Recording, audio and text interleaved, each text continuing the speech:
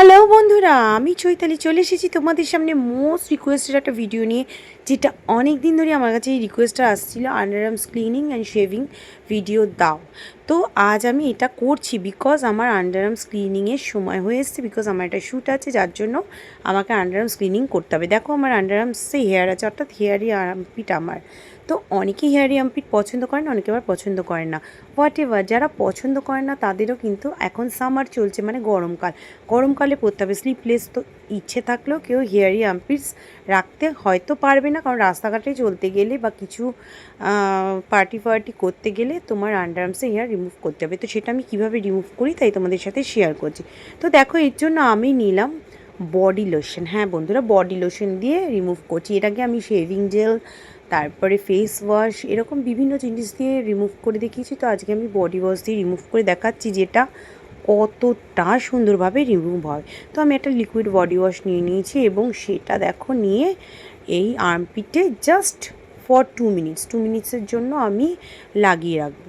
দেখো দুটো আর্মপিটে আমি একটুখানি জল মিশিয়ে এই যে দুটো আর্মপিটে আমি এটা মানে 2 মিনিটের জন্য অন্তত লাগিয়ে রাখতে হয়, বেশিক্ষণ লাগবে না।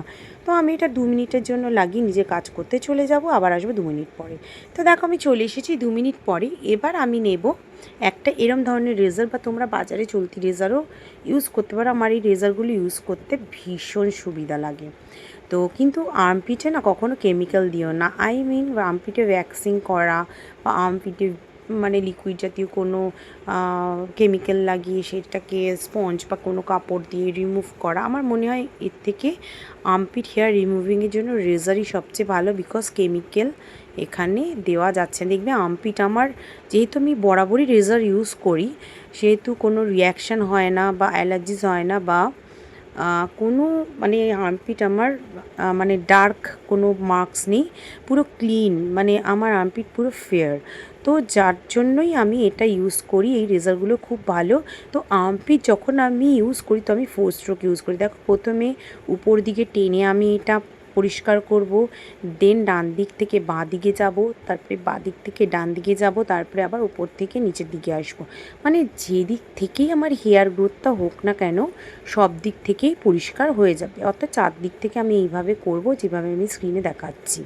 তো তোমরাও 4ভাবে করো, দেখবে আর্মপিটটা একদম মানে প্লেন মুলায়ম হয়ে যাবে। দেখো কতটা সুন্দর হয়ে গেছে রেজার দিয়ে। এবার নেক্সট এই আর্মপিটটা আমি পরিষ্কার করে দেখাচ্ছি যে এটাও কতটা সুন্দর হয়। দেখো 2 মিনিট লাগিয়ে রাখার ফলে হেয়ারগুলো অনেকটা নরম হয়ে গেছিলো, যার ফলে আমার এটা খুব তাড়াতাড়ি রিমুভ হয়ে যাচ্ছে। আর এই রেজারগুলো না ভীষণ ভালো, মানে আমার ভীষণ ভালো লাগে।